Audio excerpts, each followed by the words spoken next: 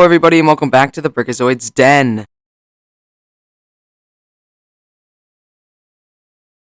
Finally, after a, 6-month hiatus, the Owl House has returned with 11 new episodes, 11 weeks of course, and this is the first episode. I just finished watching it like 2 seconds ago, and I have to say it was a amazing, super good premiere episode, bringing us right back into the world of the Boiling Isles perfectly.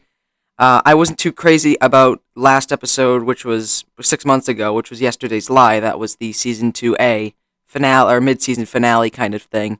And I wasn't too crazy about that episode, but this one was a super good one. So I'm so glad that I am still really excited to watch the Owl House. I'm so glad that I'm still interested in everything like that. So, um, yeah, there's a lot that kind of happened. I mean, there was a lot of rain whispers stuff. There was a lot of, Luz and Amity moments. There was a lot of, we learned about a new Coven head, of course, because it seems like each episode they're kind of feeding us a few Coven heads or one or two Coven heads per episode to kind of teach us about them, obviously, about the different Covens. And then we also got some pretty wild Emperor Bellows stuff and Kikimora information and like all this different stuff, and it looks like they might be setting up for like a Kikimora redemption situation. Maybe I don't know about that. We'll have to see. But yeah, the only thing was that the Golden Guard wasn't in this episode. I was like, oh no, I wanted to really see him, but it doesn't matter. This episode, like I said, was super duper good, and I am super excited to get talking about it because I haven't done this in 6 months. So here we go. All right, here we are. Follies at the Coven Day Parade. So we start with our opening, which was basically a copy and paste kind of opening, or not a copy and paste, but a very similar opening to the season 2 episode 1 opening, or like beginning moments, which was Luz making a video for her mother. Of course, in Yesterday's Lie, Luz and her mother met up because she was in like the mirror world, whatever that was called. And basically with this video, she's just talking about everything she's been doing, trying to convince her mother that the Boiling Isles isn't a dangerous place and that she is safe, but it's kind of unsuccessful because, you basically see the world of the Boiling Isles. It's not a very appealing place to be that looks very safe and stuff like that. So, yeah, this was just a very quick opening. And then in the intro, I think in the intro, I could be completely wrong, King's collar in the intro when he's on Luz's shoulder at the end has the symbol from his tower from episode 4.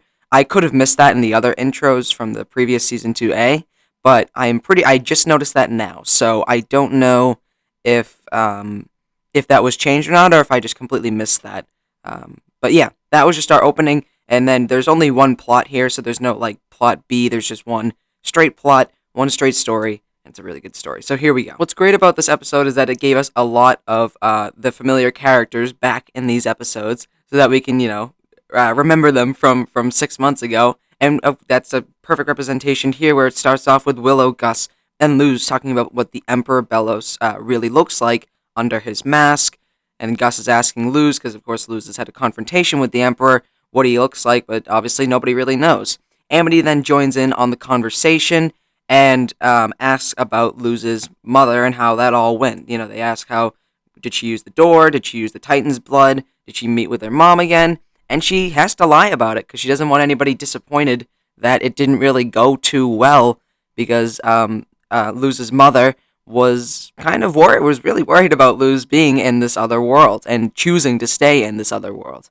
So while she is picked up by Ida and King, Luz, she drops her phone and Amity notices. This is kind of a running small plot line here that eventually comes climaxing at the end. And then when we go back to Luz here, Luz, Ida, and King are talking about the Emperor's Parade, which of course is the Coven Day Parade situation that's going on here. And basically, well, actually, there's one more moment that I missed here. Luz sees Kikimora in an alleyway, saying she can't go back home to her family, which was interesting. This is kind of the start of this like redemption kind of, I don't know, redemption storyline for this entire episode, and then you'll see what happens after that. All that happens, but we learn that Ida hired someone to spy on Rain Whispers, who we haven't seen since I think it was episode 7 from season 2A, which was was it Ida's Requiem, I think it was.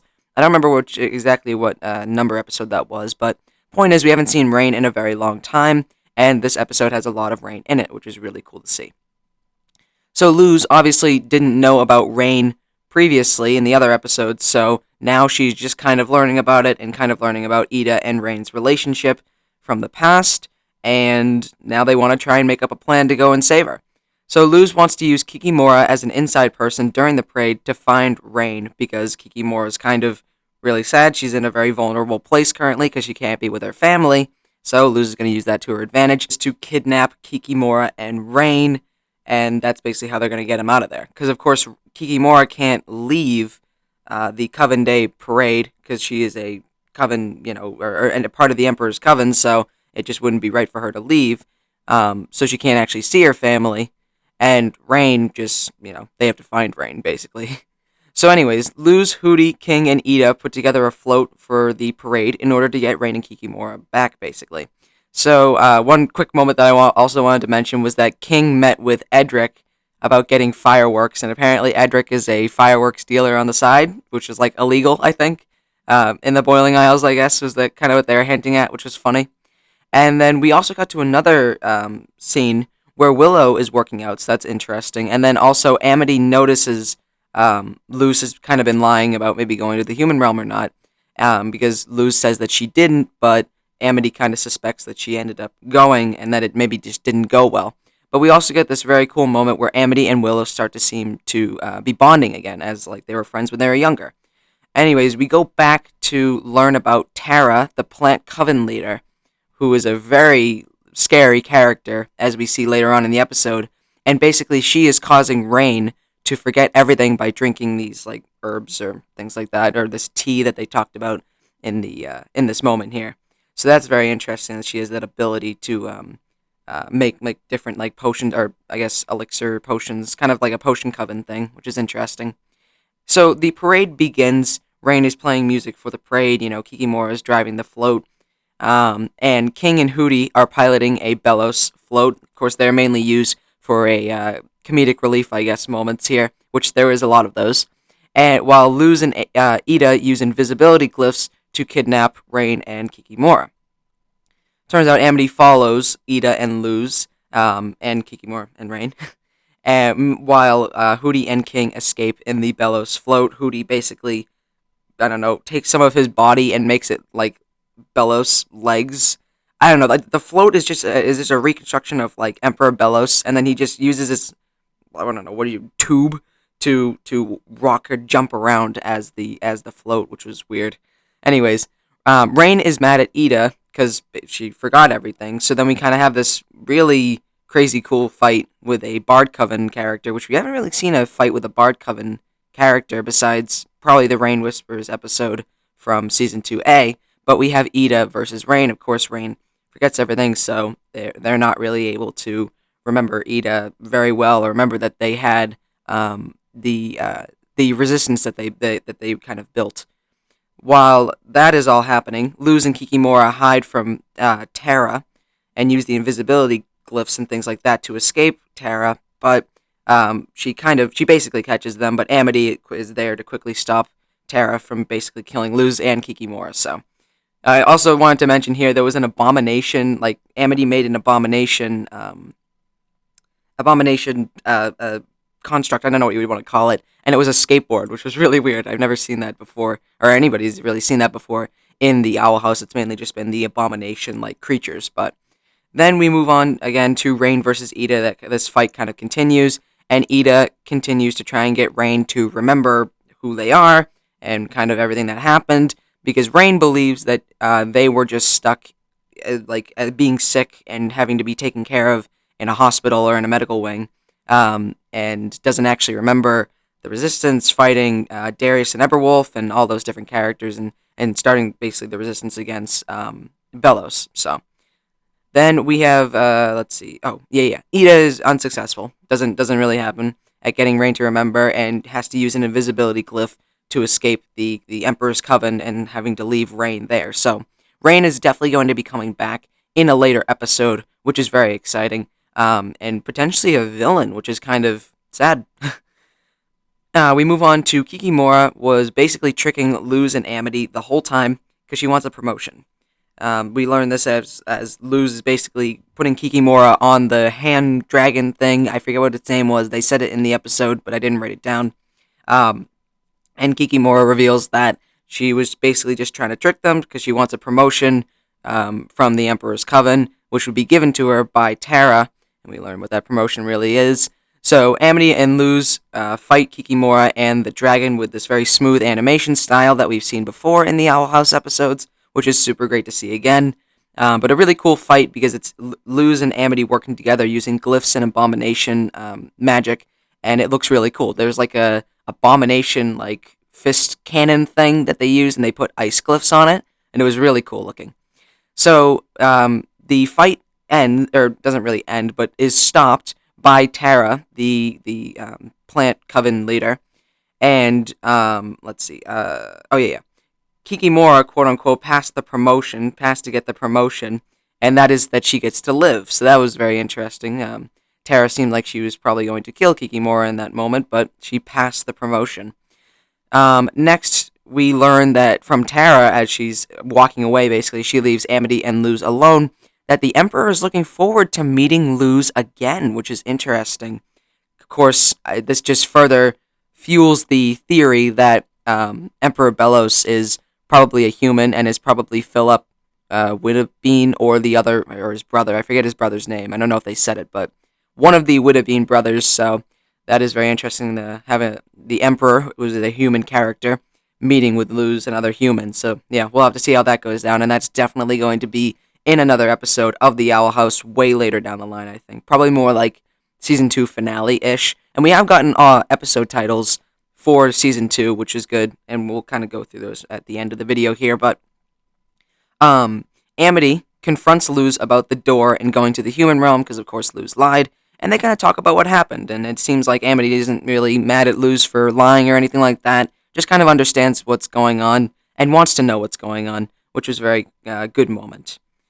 Then we have Kikimora, who is making a speech to all of the Boiling Isles, and everybody can see it, basically. And she says that the Emperor Belos, has an announcement for the Boiling Isles, and it's about the Day of Unity, which is in 1 month. That is not a lot of time.